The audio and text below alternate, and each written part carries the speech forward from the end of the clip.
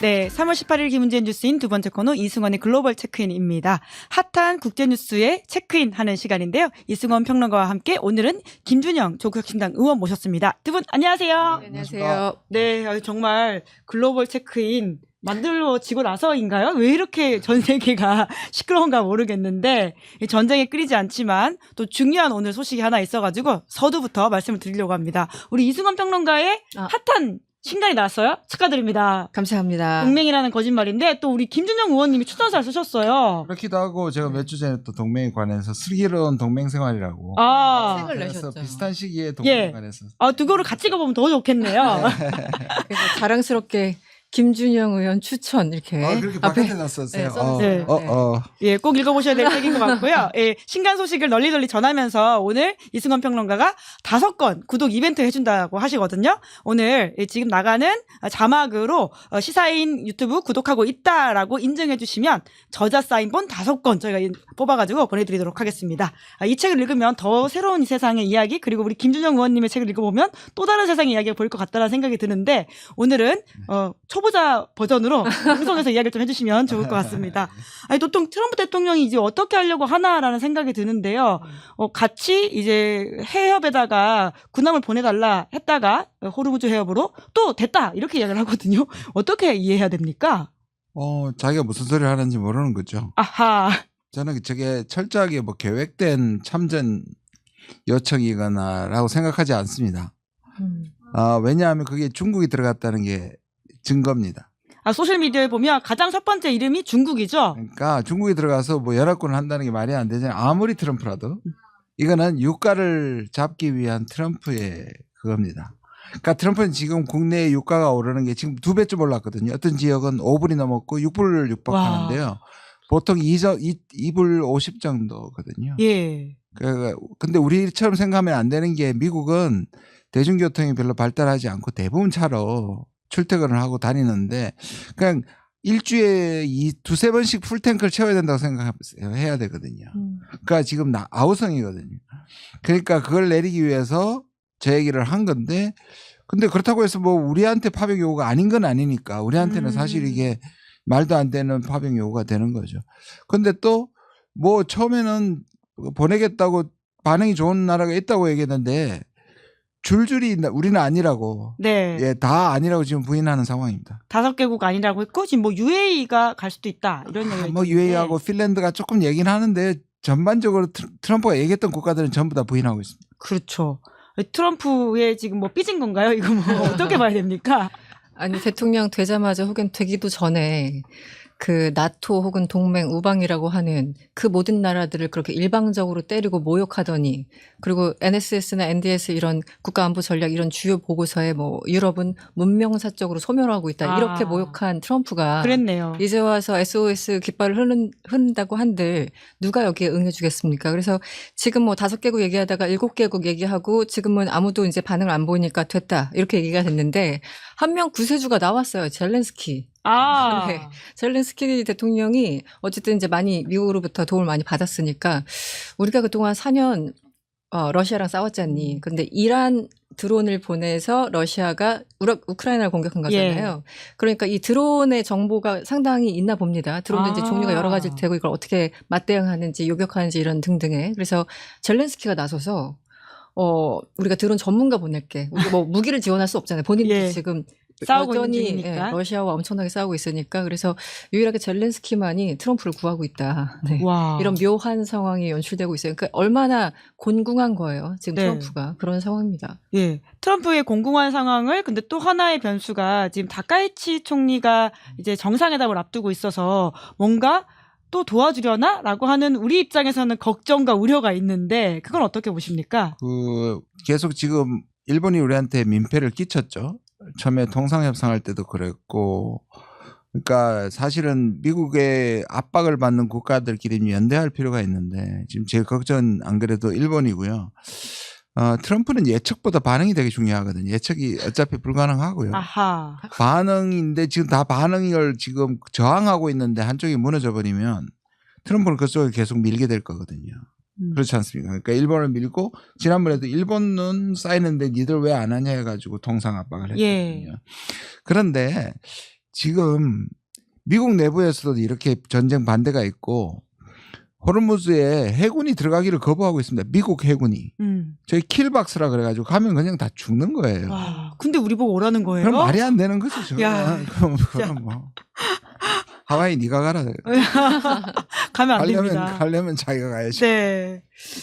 지금 다카이치 상황을 총리? 보면 그 2019년에 그때도 호르무즈 해협에서 이제 한참 위기가 발생하고 당시 미국 정부가 대이란 제재를 할 때 2019년 이란으로 날아간 사람이 있었으니 바로 아베 전 총리였습니다. 네. 그러니까 우리가 생각하시면 이제 이란과 일본 관계는 어떻지 생각해 보면 예. 가까워요. 음. 뭐 에너지 경제 협력 이런 것들 때문에 가깝고 오죽했으면 그 뭐 트럼프 혹은 미국의 모든 말을 다 수용했던 아베 총리가 가서 중재 노력을 했으니 이란과의 관계가 만만치 않다라는 거죠. 물론 이제 에너지 문제가 가장 강했겠지만 그래서 지금 뭐 도쿄 신문이나 니케이 이런 언론들을 보면은 두 가지로 싹 갈리는 것 같아요. 예. 니케이 같은 경우는 그때 아베처럼 지금 이제 총리도 어쨌든 약간 한 발 빼면서 약간 중간쯤에 어정쩡하게 있을 것이다. 아니면 도쿄 신문 같은 경우는 며칠 되긴 했습니다만 아니 자위대를 파병하는 게 상상의 영역만은 아닐 것이다. 이렇게 전망이 언제 엇갈리고 있습니다. 이야. 네, 그런데 이게 어쨌든 일본도 법을 근거로 해서 뭔가를 해야 되는 거잖아요. 자위대 네. 파병하려면. 그래서 과거에 뭐 아프간 때도 이라크 때도 육군 자위대, 해상 자위대 보낸 적이 있었습니다만 그때는 이제 딱 그 부분적으로만 뭐 정보 제공을 한다던가 급유한다던가 뭐 이런 정도였어요. 그런데 지금 상황에서는 명백하게 이란과 이스라엘이 이란을 침공한 거잖아요. 국제법적으로 맞지 않아요. 그래서 지금 안보 관련법을 고치자니 유엔 결의가 없어. 그리고 또 자위대법 해상경비 행동이라는 그 법이 있는데 이것은 오로지 일본 자국 선박만 보호할 수 있어요. 예. 다른 선박이 아니라. 그래서 지금 법을 아무리 뜯어 고치고 싶어도 환경과 조건이 맞지 않는 거예요. 일방적인 전쟁이기 때문에.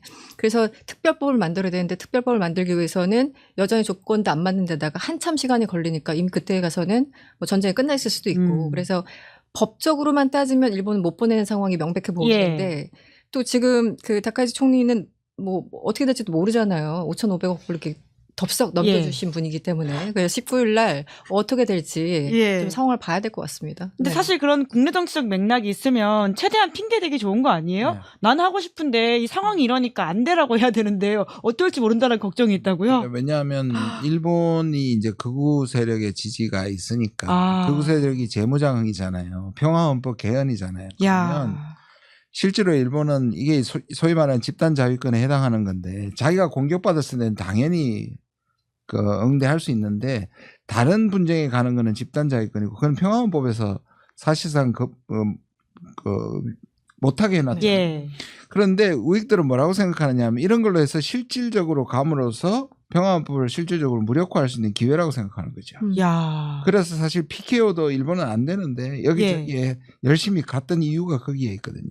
그래서 유사시 법안이라든지 몇 가지 이제 우회할 수 있는 법을 동원해 가지고 또 해석을 확장해 가지고 갈 가능성도 높지 않다. 야. 근데 문제는 일본도 내부에서 지금 여론이 82%가 반대해요. 야, 다행이네요. 그나마. 그러니까 이런 본인의 국내 정치적 이익을 위해서 국익을 훼손하려고 하는 행동을 한다는 것에 대해서는 그래도 일본 시민들도 문제 있다 이렇게 이야기를 하고 있다라는 거죠. 참 여러모로 지금 19일에 이제 만난다라고 하니까 좀 살펴봐야 될 것 같은데 결국 핵심은 이제 우리는 그럼 어떻게 해야 되느냐라는 것 같거든요. 당장 오늘 전한길 씨 같은 경우에는 중국 눈치 보냐면서 윤석열이었다면 즉각 파병 논의를 했을 거다. 뭐 이런 식의 또 이야기를 하고 있던데 전한길 씨 글 보지 마세요.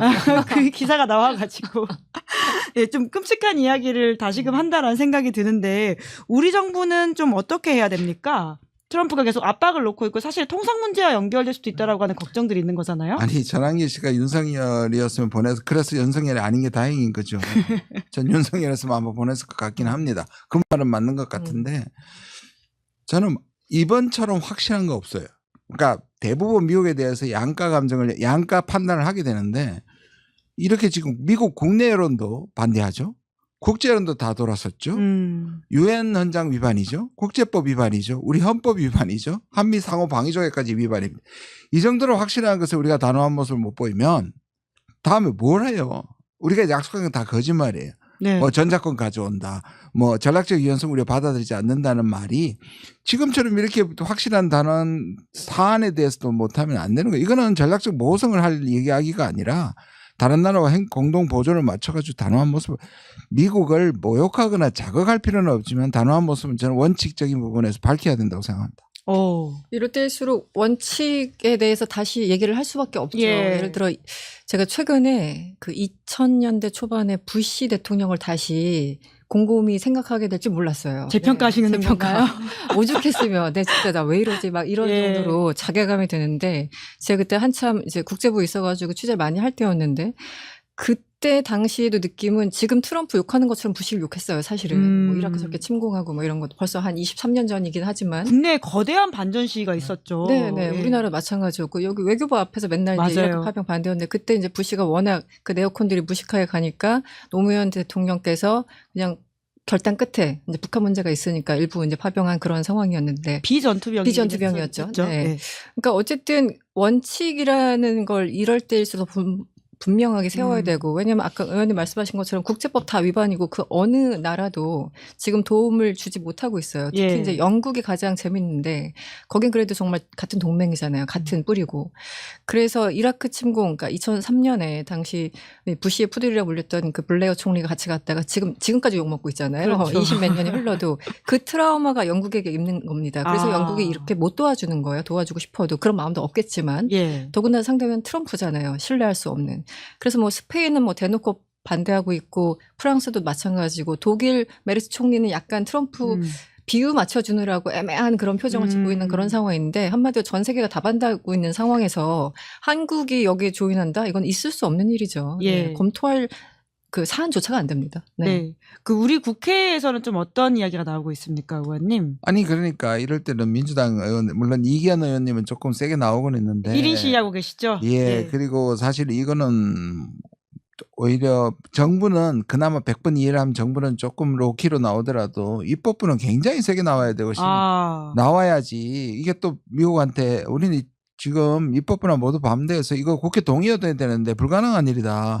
할 수 있는 방어막이 돼야 되는데 이럴 때는 오히려 이재명 정부를 도우려면 민주당이 더 세게 나와야 되는 거예요, 사실. 아, 이거 절대 안 된다. 이런 식으로 네. 더 세게 이야기해야 된다. 근데 뭐 아마 그 기자회견을 의원들이 이제 해가지고 전쟁 파병 반대를 하려고 했다가 제가 듣기로는 예. 트럼프가 됐다 이제 맞죠. 해가지고 취소했답니다. 아, 트럼프가 흠칫 야, 됐어. 내가 뻥하니까 2, 3일 정도 내가 떠봤는데 너네 반응 없는 거 보니까 그냥 내가 안 한 걸로 할게. 지금 이렇게 된 상황이라는 거죠. 그래서 우리 정부도 약간, 우리 국회도 약간 안심하고. 네, 약간 부담을 던 상황이 돼버렸어요. 네.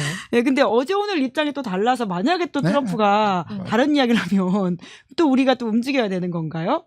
아니요. 예. 아까 말씀드린 것처럼 그럴 필요가 없고요. 그리고 아니 미국이 못 들어가는데 지금 미국 내부에서 뭐냐면 호르무즈를 경고했다. 예. 댄 케인이라는 예. 연합 합참의장이 자기가 이렇게 가만히 있다가는 온팡 다 뒤집었을 것 같거든요.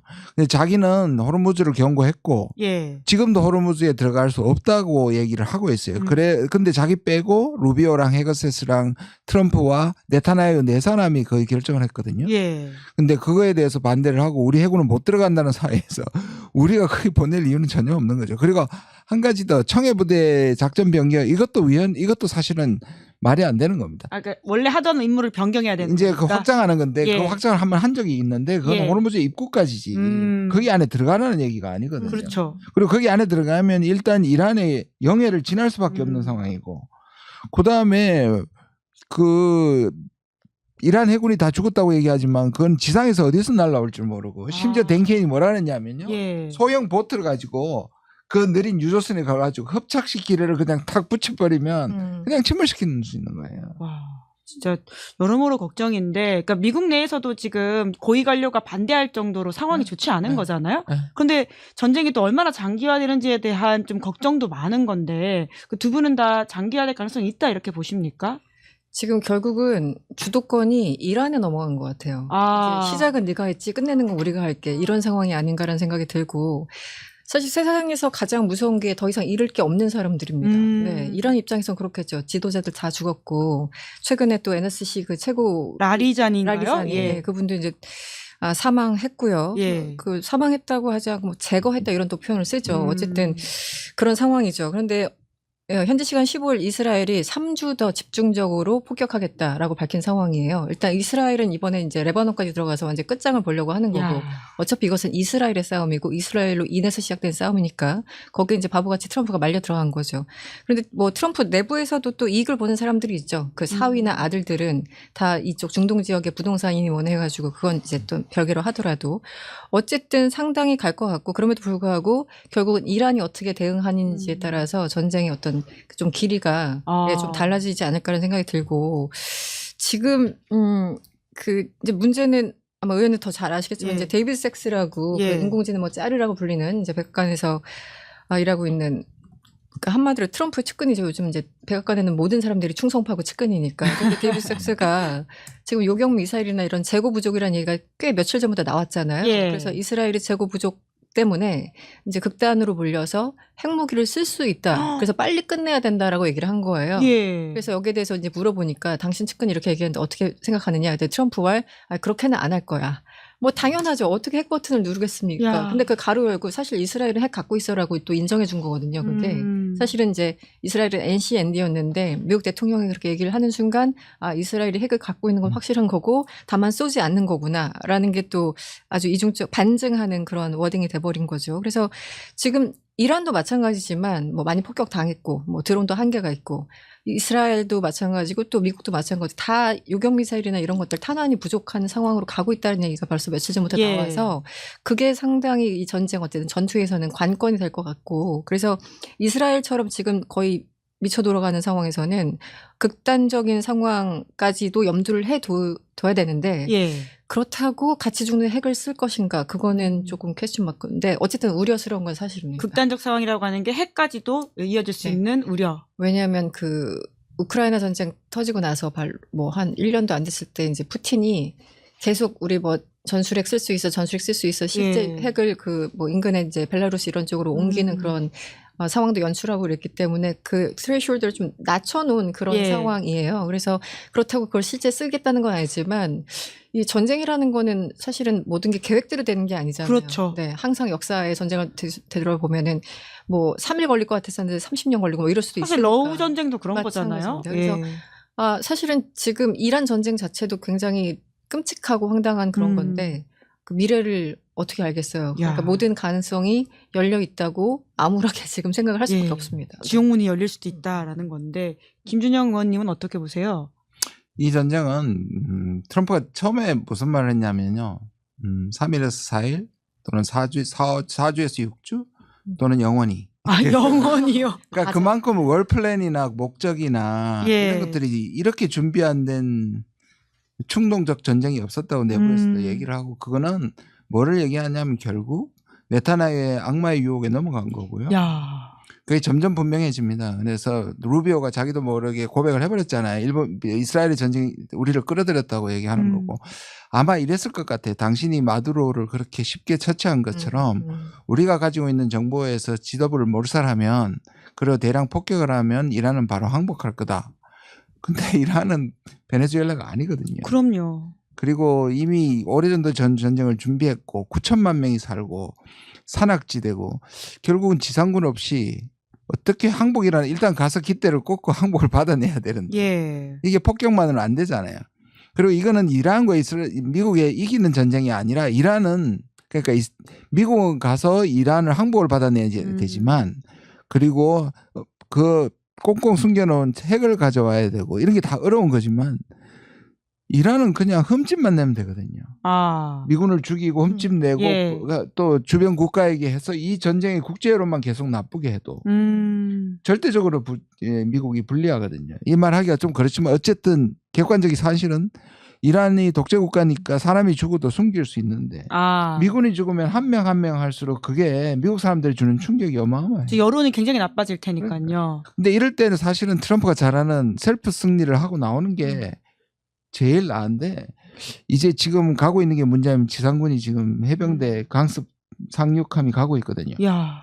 하루 있으면 아마 제어할 것 같은데 그렇게 되면 이 전쟁은 그야말로 했을 겁니다. 왜냐하면 미군 사상자가 있을 수밖에 없고 예. 마지막에 몰려서 만약에 90% 자기가 석유를 못 팔게 되면 아예 그걸 때려버릴 수도 있고요. 어이고. 그다음에 아예 파괴적으로 간다. 사우디에 예. 있는 유전을 때릴 수도 있고요. 예. 더 가서 담수 시설을 때리면 중동 전체는 다 죽거든요. 와. 그러니까 그렇게 가면 안 되는 거예요. 사실. 예, 진짜 파멸 시나리오 네. 같다라는 생각이 드는데 이게 트럼프라는 사람은 예측이 불가능하기 때문에 여러 가지 걱정을 할 수밖에 없는 것 같고요. 댓글창에도 임금님교회 캔디님이 하물며 건달들도 다른 조직 칠 때는 명분을 챙긴다 이런 이야기를 하시고요. 신토방님은 중동 여러 미군 주둔지가 중동 나라들이 아니라 이스라엘을 위해서 이용된다는 것, 그 나라들도 알게 됐다 이렇게 그거 이야기를. 되게 중요한 부분이에요. 지금까지는 아랍 UAE나 이런 데 바레인이나 이런 데서 미군을 이렇게 유치하면 보호막이 된다고 생각했는데 결과적으로 그걸 해서 지금 얻어맞고 있잖아요. 다시 생각할 거예요. 그러게요. 이게 지금 그러니까 미군이 주둔하고 있는 미군이 오히려 더 위험 요소가 됐다라는 말씀이신데 우리도 어떡하죠? 괜찮은가요? 그 얘기를 우리가 지금 배워야 되는데 예. 얼마 전에 안철수 의원은 이상한 적용을 해가지고 그 다음 참수작전은 김정은이다 이상한 소리를 하는데요. 북한은 핵을 갖고 있어서 만약에 꼭 참수당하면 그 핵이 우리한테 날아올 거고요. 예. 그러니까 이게 뭐냐 하면 대만의 사건이 나면 중국이 미국 본토를 때리겠습니까? 어딜 때릴까요? 평택을 평택을 때리죠. 그걸 배워야 되는 거예요 이번에. 그래서 전략적 유연성이나 우리가 중국을 지키는 천병이 될 수 없다는 걸 분명히 해야 되는 거예요. 네. 이제 군사적인 상황 보면 요격 미사일 뭐 여러 가지 이제 변수들이 있을 텐데 또 하나는 뭐 아시겠지만 중간 선거라는 게 있잖아요. 예. 그래서 처음에는 지금 한 6석 정도 차이 나나요? 하원에서 그거 4석 차이 나요. 4석 4석밖에 차이 안 나고요. 상원도 53대 47이니까 6석밖에 차이 안 나요. 그래서 최근에 이제 여러 가지 이민 이제 단속을 너무 세게 하면서 국내적으로 여론 굉장히 안 좋았잖아요. 그리고 경제 문제도 특별히 바이든을 그렇게 욕하던 트럼프를 뽑아놨는데 특별히 나아지는 건 없어. 이런 상황에서 이제 그러다 전쟁까지 간 거 예. 아니겠습니까? 가로 열고 앱스타인 파일도 있었죠. 그래서 중간 선거 때 관련해서 하원에서는 민주당이 좀 승리할 수도 있겠는데 라는 정도만 얘기 나왔다가 예. 지금 이런 상황이 너무 안 좋아지니까 일각에서는 상원도 가능한 것이 아닌가 이런 얘기가 나오고 있어요. 그리고 마가 세력 내부의 어떤 분열이 지금 상당하지 않습니까? 그래서 대표적으로 뭐 터커 칼슨 같은 경우는 최근에 그 데이비드 sak스라는 제프리 sak스와 그 결이 완전히 안 맞는 분이거든요. 한 번은 굉장히 보수적이고 제프리 sak스는 굉장히 진보적인 경제학자잖아요. 두 분이 인터뷰를 해. 같이 트럼프를 성토하는 건가요? 맞아요. 그래서 일단 이스라엘이 적이고 트럼프가 적인 그런 공통점이 있어서 이 부분이 인터뷰하는 그런 장면도 목격이 됐는데요. 이틀 전이었나요? 예, 트럼프식 국민 대통합인데. 맞아요. 정말 그게 이루어지고 있습니다. 그래서 터커 칼슨뿐만 아니라 내부 이제 마가 세력들이 균열을 일으키고 있고 그런데 왜 우리도 누군가 예를 들어 윤석열을 지지하다 갑자기 돌아서긴 뭐 하니까 그럼 뭔가 누구 이렇게 돌 던질 상대방이 필요한 거잖아요. 그러니까 지금 네타냐후가 이제 돌을 맞고 있는 거예요. 하지만 속으로는 트럼프도 나쁜 놈인데 지지했던 사람들은 트럼프를 자기가 지지하지 않으면 더 이상 또 갈 곳도 없잖아요. 마음도 못하고 민주당에 줄 것도 아니고 어쨌든 내부에는 분열이고 중도층은 당연히 민주당을 옮길 수밖에 없고 이 중간 선거에 그걸 보면은 트럼프도 이제 느끼겠죠. 그래서 정말 위기라고 느끼는 순간 일방적으로 무조건 승리를 나 이겼어. 이제 써놓고 있을 거예요. 지금 이미. 그런데 이제 날짜만 바꾸면 되죠. 나 이겼어. 내가 승리해서 완전히 디스트로이 했어. 얘기를 하고 이란이 탈을 하든 말든 이제 중간 선거에 뭐 좀 집중하는 그런 모습을 보이지 않을까. 그래서 이 선거 때문에 변수가 상당한 것 같아요. 네. 11월이긴 하지만. 그게 지금 남아있는 자산책인데요. 이제 트럼프가 이게 이제 결국 힘 있는 자들이 한번 그렇게 마음대로 안 됐을 때 그때 그랬다는 거 아니에요. 윤석열이 검찰총장 때도 마음대로 했는데 왜 대통령이 됐는데도 왜 내 마음대로 못해라고 좌절감을 느꼈다는 거 아니에요. 트럼프는 세계 최강인데 미국에서 자기가 원하는 대로 안 됐기 때문에 그걸 밀고 나가버리면 그리고 실제로 이제 조금만 하면 될 것 같고 조금 그걸 계속 부추기는 게 지금 이스라엘이니까 이상 계속 전쟁을 해야 되고 이참에 완전히 중동 지역의 패권을 차지하려고 하니까 그리고 이 부분에서 사실 이란은 전쟁을 끝내고 싶어 해요. 이란도 지금 자기가 최약체인 걸 알고 있거든요. 근데 시간이 갈수록 늪에 더 빠져들어가는 거거든요. 아이고. 근데 제가 이제 그래서 왜 이번 주하고 다음 주가 고비고 길게 보면 중국하고 회담을 이제 한 달 미뤘으니까 길게나마 한 달 생각하는 것 같아요. 그럼 그 안에 만약에 이 전쟁이 지상군이 가고 이제 늪에 빠져들면 이 전쟁은 이라크 전쟁이 8년 갔거든요. 일주일 만에 승리를 선언했다가 8년 갔고 8년. 20년이 지난 지금에도 이라크가 안정적이지 않거든요. 예, 재건이 제대로 안 되고 있죠. 그리고 미국은 전통적으로 게릴라전에 엄청 취약합니다. 베트남, 아프간, 이라크 지금까지. 그래서 더더욱이 지금까지 상대했던 국가들 중에 가장 강하고요. 그러니까 이런 국가를 미국에 그냥 포기한 게 나은데 안 할 것 같아서. 그러면 이제 세계가 미국 때문에 몸살 앓는 거잖아요. 경랑에 다 같이 휩쓸려 가는 것인데. 경제적으로도 그렇고 난리가 예. 나는 거죠. 그러니까 아까 중국 이야기를 해주셨는데 실제로 이제 그러면 5월로 연기된다라고 봐야 될까요? 그러니까 이번 주가 고비고 그 판단에 대해서는 다음 주 정도에 최종적으로 결정을 하는 건가요? 아니 온다는 사람이 안 온다는데 안 온다는데 중국이 뭐라 그러겠습니까? 그러면 지금 상황에서는 미뤄질 게 아주 높다 이렇게 봐야 될 텐데. 아니, 이미 그렇게 요청했다는 거고. 뭐. 예. 그러면 예, 트럼프가 의원님도 그 표현 보셨겠지만 리퀘스트했다고. 리퀘스트 때 예. 부탁 애원 거의 애원급이죠. 아니 트럼프가 그렇게 공손한 말을 아는 줄 몰랐어요. 네, 영어 그 보케블러리가 딱 한정적인 분인데 물론 제가 할 수 있는 영역은 아니지만 그 언어라는 것도 이제 트럼프의 글들 보면은 다 이렇게 몇 개 있잖아요. 정해진 거 굉장히 파괴적이고 예의 없고. 그런데 이번에 중국 방문을 미루면서 뭐 요청했다고 공손한 단어를 써서 다들 놀란 상황. 그 자체가 굉장히 모양 빠지는 거예요. 며칠 전까지만 해도 뭐 중국, 한국, 일본 뭐 함대 보내라 안 하면 뭐 우리가 뭐 약간 보복할 거 이렇게 위협하다가 아 우리가 정중하게 요청했어요라고 하니까 그 이틀 상간에 이게 무슨 일입니까? 네. 그러니까 지금 전쟁을 보면은 이 명분 없는 전쟁뿐만 아니라 모든 게 이제 전략도 목적도 없는 그런 상황에서 가장 웃고 있는 게 푸틴이고, 네, 푸틴은 정말 활짝 웃고 있죠. 왜냐면 지금 뭐 기름 이런 거 다시 팔 수 네, 있게 됐죠. 자기네들이 제재했던 그 러시아를 풀어주면서 5일 그냥 제재 풀어줬잖아요. 며칠 전 재무부가 발표를 아예 했죠. 그 돈 가지고 지금 전비 조달이 원활하게 됐습니다. 그러니까 스트롱맨만 다 웃겨야 하는 상황인 것 같아요. 시진핑은 이 상황을 또 즐기고 있죠. 그리고 아주 전술적으로 전략적으로 봤을 때 아 쟤네들은 전쟁을 저렇게 하는구나. 모든 이제 패가 지금 드러나는 거잖아요. 왜냐하면 워낙 그 첨단 무기들이 다 총동원됐다고 하니까 중국 입장에서는 지금 데이터 정보를 수집하고 있는 겁니다. 아 쟤네 저런 무기가 있고 그렇네요. 이런 상황에서 그래서 아주 전투만 보더라도 전쟁만 보더라도 그리고 그 이후에 이제 이렇게 플랜 A B가 있잖아요. 지금 여기가 뭐 호르무즈가 막혔을 때 뭐 오일은 어떻게 들어오고 이런 것들이 중국 입장에서 하나의 그냥 테스트가 되는 거여서 푸틴과 시진핑이 가장 웃고 있을 수밖에 없죠. 네. 야, 그 결국 트럼프는 누구 좋은 일 해주는 거냐라는 비판을 미국 내에서 나와야 될 것 같은데요. 미국을 다시 위대하게가 아니라 미국의 하락을 가속화시키는 사람이죠. 사실은 아까 터커 칼슨은 뭐 진작부터 트럼프를 비판하기 시작했는데 오늘 충격적인 사건이 있었습니다. 트럼프한테. 트럼프가 엄청 띄우고 찬양하던 대테러 국장이 사임을 하고요. 그렇더라고요. 이 전쟁은 자기 양심으로도 받아들일 수 없다. 이것은 이스라엘의 로비에 의해서 제가 아까 말씀드린 이스라엘의 로비에 의해서 된 전쟁이다. 그래서 그걸 관둬버렸거든요. 그러니까 지금 내부의 균열이 계속 생기는 거예요. 그러니까 기간이 가면 갈수록 미국은 힘이 빠지고 이란은 오히려 저항을 하게 되는. 그래서 지금 지금이 가장 빠를 때다.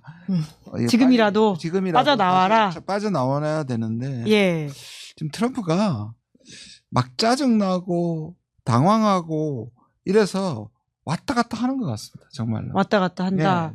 안 그래도 그런 사람이 그래도 적어도 충격을 할 때는 그 뒤에는 합리적인 자기 나름의 합리성이 있었는데 지금은 앞에서 말한 말과 같은 문장 안에 뒤에서 말한 말이 서로 충돌할 정도로 모순적입니다. 네. 그리고 지금 폴리티코도 이제 트럼프의 한 측근, 뭐 백악관과 가까운 한 인사 이런 식으로 인용을 해서 보도를 했는데 이 전쟁이 지금 어디로 가야 될지 언제 끝내야 될지 아무것도 모르고 있다. 백악관 내부에서 트럼프도 그런 것 같다라고 얘기를 하고 있고 아까 말씀하신 그 조 켄트라는 그 대테러 센터 국장은 완전히 열렬한 트럼프의 옹호자였습니다. 심지어 음모론에 뭐 빠져 있기도 하고 2021년에 있었던 16 의회 폭동 당시 그것도 옹호하는 듯한 발언. 그러니까 다 그런 사람들만 정부에 지금 채워넣은 거잖아요. 뭐 FBI 국장이나 뭐 DNI나 뭐 등등 다. 그런데 그 핵심에 있던 서포터가 이렇게 그만두고 결국 이스라엘 때문에 미국인들이 죽고 있어라고 얘기를 한 거잖아요. 그리고 이 사람은 또 개인적으로 자기 부인이 그 시리아에서 그 폭탄 테러 때문에 사망했습니다. 아, 그렇군요. 군인이었던 예, 거예요. 예. 부인이. 그래서 이제 그런 전쟁의 경험을 참화를 잘 안 해요. 예. 겪었으니까 도대체 미국 사람들이 왜 이스라엘 위해서 저렇게 죽어야 돼라는 게 개인적인 또 감정도 있었겠죠. 그런 것도 있는데 오늘 그 FP, 그러니까 포린 팔라스의 그 스티븐 월츠 교수인가 그 어떤 분이 글을 썼는데 이 전쟁이 이렇게까지 될 수밖에 없는 거는 정말 이스라엘 때문인데 예. 보자면 루비오 지금 국무장관 예. 이제 그 상원의원은 며칠 했지 않습니까? 이스라엘계 로비 자금을 가장 많이 받은 사람 중에 한 명이 루비오인가요? 네. 아. 그리고 수지 와일스 예. 2000년대 초반에 네타냐후 선거 캠페인을 컨설팅했던 게 수지 와일스. 아, 비서실장이? 네, 비서실장이. 아. 거긴 뭐 이렇게 컨설팅은 어느 나라나 할 수 예. 있으니까요. 트럼프도 본인이 그 유태인 그 이스라엘계 쪽으로부터 어마어마한 돈을 받았다고 본인이 실토했어요. 그러니까 지금 정책 결정 그 핵심에 있다라는 사람들 혹은 그 트럼프 푸들들은 다 돈을 엄청나게 받은 거예요. 그러니까 로비도 받고 동시에 압박도 받았겠죠. 예. 받은 거 토해내지 않을 거면은 이번에 이란 쳐야 돼. 그리고 너 저기 마두로 성공했잖아. 할 수 있어. 뭐 이런 거였겠죠. 그러니까 이 핵심들은 또 이렇게 그 압력과 이런 걸 받고 있고 아까 말씀드린 것처럼 사위 쿠슈너나 예. 아니면 아들들은 사우디나 UAE 뭐 이렇게 중동 국가로부터 이제 투자를 뭐 50억 불 받고 뭐 이게 선순환 되거든요. 자기들 안에서는. 네, 자기 안에서는. 그러니까 이게 미국 일반 국민들 감정을 상당히 상하게 하는 겁니다. 정서적으로 반감이 있을 수밖에 없잖아요. 지네들 잘 먹고 사는. 그럼요. 그런 예. 그러니까 아무리 전쟁에서 패화가 돼도 부동산으로 개발하면 이 사람들한테는 이익인 거예요. 그 아들과 가족들은, 그러니까 트럼프 일가들은. 예. 그래서 그리고 위트코프나 이런 사람들 다 그냥 부동산 부자들인 거잖아요. 그러니까 이 이익을 보는 아주 극소수와 예. 전체 99%의 미국 뭐 이렇게 되는 거죠. 피해를 보고 있는. 그래서 미국 상황은 지금 일종의 난장판이 아닌가 네네. 이런 생각이 듭니다. 굉장히 고급진 질문이 방금 들어왔는데 벤스랑 트럼프가 이번 이란 전쟁으로 틀어졌다라는 시각이 있는데 어떻게 보시냐. 실제로 벤스가 입장을 잘 안 내더라고요. 벤스는 지금 숨어 있어요. 예. 이거는 완전히 잘못된 예. 전쟁인데 그리고 이 일기 때 메티스나 뭐 맥메스터나 주변 사람들은 어른들의 축이라 그래서 실제로 충고를 했는데요. 예. 지금은 자기 충성분자들로 나왔고 이들은 트럼프의 심기를 거슬리지 않는 게 기본적인데 이 전쟁이 얼마나 잘못된 전쟁이면 이들이 지금 아까 말한 것도 사임도 그냥 사임하는 게 아니라 이 전쟁이 잘못됐다고 하고 던지고 하고 예. 아까 댄 케인도 합참의장인데 이 전쟁이 잘못됐다고 못 들어간다고 얘기할 정도 이걸 야. 보셔야 돼요. 그러니까 예. 그냥 관도가 내가 아니라 이 전쟁의 역사적 잘못에 동참하지 않겠다는 메시지를 확실히 내면서 옷을 예. 벗었다. 벤스도 사실은 훨씬 더 마가적인 사람이거든요. 고립주의적인 사람이고. 그러니까 벤스는 지금 거기에 올라타지 않는 거고. 그러게요. 루비오는 다음 대권에 욕심이 있고 그다음에 이 사람이 지금 또 그다음에 쿠바 때린다 했잖아요. 그랬죠. 쿠바는 루비오의 아젠다거든요. 거기 난민 출신이기 때문에. 그리고 쿠바의 반쿠바적인 반정권 쿠바 정권에 대해서 반대하는 사람들이 플로리다에 모여 있고 거기에 지지로 상원이 된 사람이기 때문에 지금 이 사람과 그다음에 주변에 있는 이 유대인들이 사실 네타냐후와 같이 작당 모의를 한 예. 것이고 이스라엘은 지금 계속 저는 이스라엘을 보면 정말 악마 같아요. 지금 이 와중에도 안 알려지지만 하마스 또 때리고 있고요. 야. 레바논 또 때리고 있습니다. 레바논 심각하죠. 그냥 학살범이에요. 근데 이걸 정말 그냥 눈 뜨고 봐야 된다라는 상황이 너무 답답하다라는 것도 있고요. 제가 저번에 말씀드린 것처럼 네타냐후라는 학살자가 하메네이라는 학살자를 죽인 겁니다. 여기에 뭐 어떤 가치 평가가 있을 수 있겠어요. 네. 이 전쟁은 빨리 끝내야 되는데 주변에 워낙 악마 같은 사람들이 많아서 쉽게 끝나지도 못하는 그런 상황이 아닌가 싶어요. 예. 진 3656님이 트럼프 탄핵 안 되냐 이렇게 질문을 하는데 우리보다 굉장히 간단하게 보여요. 왜냐하면 하원에서 과반수로 이제 소추가 돼요. 근데 그게 결정되려면 상원에 가가지고 3분의 2 이상이니까 100명 중에 67명을 해야 되는데 네. 미국의 양극화 양당 구조에서 67표를 아무리 완성을 해도 67표를 받기가 거의 불가능해서 지금까지 미국에서 대여섯 차례 소추는 있었어도 이게 인용된 적은 한 번도 없습니다. 예, 참 미국 국민이 더 답답하지 않을까라는 생각이 드는데 그래도 끝으로는 우리 정부의 대응과 그리고 우리가 어떻게 해야 되는지 물론 아까 저희가 이제 군함 파견은 절대 불가하다라는 이야기를 하긴 했었는데 그와 별건으로 사실 아주 현실적인 문제들이 있지 않습니까? 원유 수급이라고 하든지 또 무기와 관련돼 있는 부분이 있는데 지금 이재명 정부의 대응은 좀 어떻게 평가하고 계십니까? 전 지금보다는 조금 더 세게 나가도 되는데 자꾸 검토한다고 한 게 약간의 관성이 아닌가 지금 생각하고 있죠. 모두에 말씀드린 것처럼 이 부분에 너무나도 명확하고 그 분명한 가운데 우리의 의사를 표시하지 못하면 예. 사실 나중에 대통령이 원하시는 전작권 전환이라든지 전략적 유연성 반대 이런 것들이 제대로 되겠냐는 말씀 꼭 드리고 싶고요. 그 외에는 전 잘하고 있다고 생각을 합니다. 예. 지금 또 강훈식 비서실장이 또 UAE에서 상당 원유를 가져오고요. 예. 그리고 지금 우리가 절대로 보내면 안 되는 게 왜 그러냐면 지금 40척 정도가 거기에 우리나라 국적의 선박이 가 있습니다. 그중에 예. 9척이 유조선이고요. 이 유조선은 한 당 200만 배럴, 우리나라가 하루 쓰는 게 200만 배럴입니다. 예. 그러니까 1800만 배럴이 묶여 있습니다. 바깥에 14척이 있고 안에 26척이 있어요. 그러니까 호르무즈 안에 들어갔다가 못 나오는 게 26척이에요. 이들은 한 달 내지 2달 정도밖에 못 견뎌요. 예. 그러면 한두 달 후에 전쟁이 계속됐을 때 이 사람들 누가 구해줄 수 있어요? 그렇네요. 그때는 이란하고 협상해야 되는 거예요. 아, 정말 영화 같은 이야기인데. 구조의 문제예요. 이거는 예. 파병의 문제가 아니에요. 이 사람들 끌어내려면 이란하고 협상을 해야 되는데 이란이 뭐라 그럽니까? 미국과 예. 이스라엘 빼놓고 다 보내주겠다고 하잖아요. 그러면 지금은 우리가 파병을 할 게 아니라 이란하고 협상 통로를 계속 열어놔야 되는 겁니다. 중요한 부분을 또 지적을 해주셨네요. 그리고 댓글창에 그레이스 아이디 슈퍼챗을 써주신 분이 계시는데요. 질문이 있는데요. 트럼프보다 벤스가 더 위험한 인물이 아니냐. 특히 우리나라한테 벤스는 이데올로기와 극우 기독교 복음주의에 심취한 사람이라고 알고 있는데 트럼프는 돈 뜯어내지만 벤스는 사상 검증하려고 할 것 같다. 이런 이야기를 하시는데요. 어떻게 보십니까? 저도 상당 부분 동의합니다. 제가 왜 파출소 지나서 경찰서처럼 트럼프 가고 벤스가 되면 또 어떻게 될까 여러 가지 생각을 해보는데 사실 트럼프는 굉장히 좋게 말하면 솔직하고 앞뒤가 같은 면이 있죠. 네. 그리고 오로지 돈에 따라서 움직이지 않습니까? 예. 모든 가치 기준이. 그래서 돈으로 뭔가 저 사람을 공략하면 기존의 입장도 확 바꾸고 우리는 유연성이라고 표현하죠. 좋게 말하면.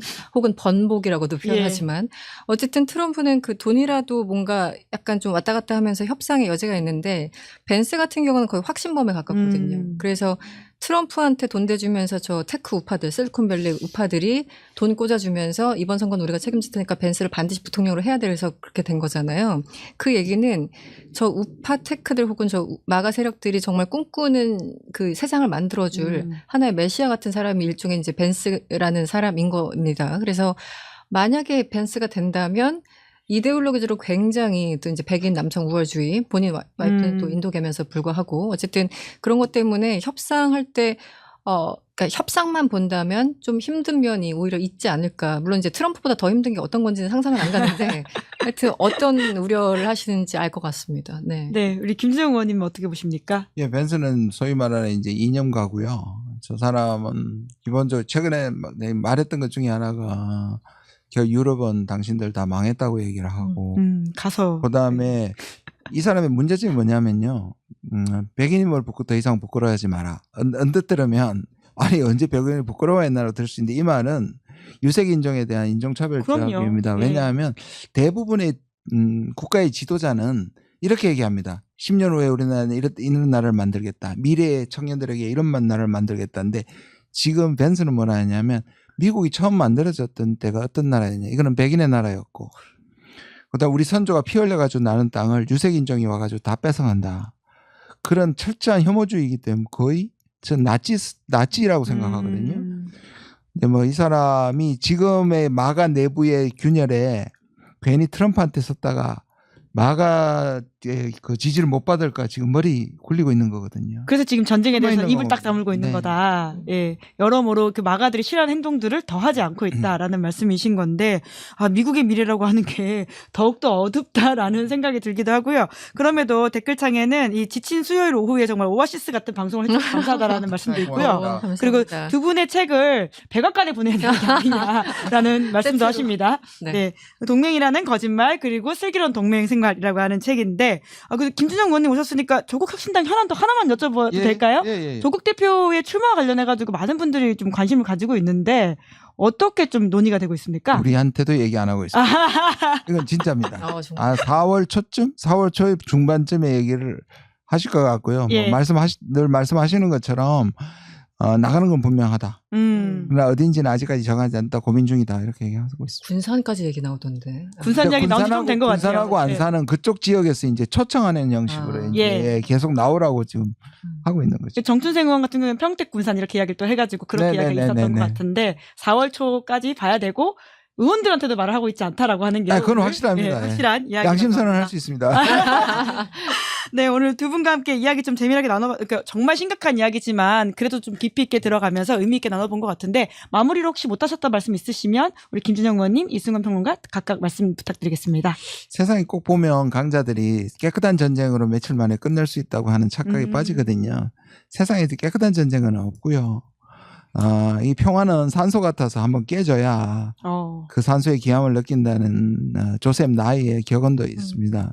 저는 미국이 지금이라도 사실 여기서 빼지 않으면 전 세계가 미국이 망가지는 것은 그렇다 치더라도 전 세계가 같이 고통을 받기 때문에 힘을 통한 평화라는 건 애초에 잘못된 가정입니다. 이걸 빨리 깨닫고 하루빨리 미국 국민을 위해서라도 전쟁을 그만둬야 된다고 생각합니다. 그 트럼프 앞에는 세 가지의 길이 있을 거예요. 예. 아프간처럼 되느냐, 이라크처럼 되느냐, 더 월스한 케이스, 더 안 좋아지느냐. 네. 그 이상은 없어요. 예. 아무리 생각해도. 그러니까 역사에서 교훈을 얻어야 되는데 역사를 거의 이제 거슬러 가면서 본인들이 실패했고 20년 전쟁, 8년 전쟁 하면서 5조 원에서 최소한 8조 원의 돈이 날아가고 재정적으로 안 좋아지고 이 모든 걸 다 겪고 지금도 겪고 있는데 또 저런 잔인한 혹은 바보 같은 전쟁을 한다는 게 믿을 수 없는데요. 어쨌든 트럼프는 역사책을 좀 봐야 된다. 제발 한 2줄이라도 읽었으면 좋겠다. 네. 네, 이런 말씀 드립니다. 예, 네. 역사책 보기 힘들면 저희 유튜브라도 요새 언어 더빙 자동 되거든요. 이거라도 보셔야 된다. 라는 말씀을 드리면서 예, 오늘 덕분에 좀 많이 배웠습니다. 두 분 감사합니다. 고맙습니다. 네, 김은재 뉴스인 3월 18일 준비한 방송 여기까지고요. 저는 내일 오후 5시에 장윤선 그리고 하호영 기자 두 분과 함께 돌아오겠습니다. 오늘 방송 재밌게 보셨다면 구독, 좋아요, 알림 설정 부탁드립니다. 고맙습니다.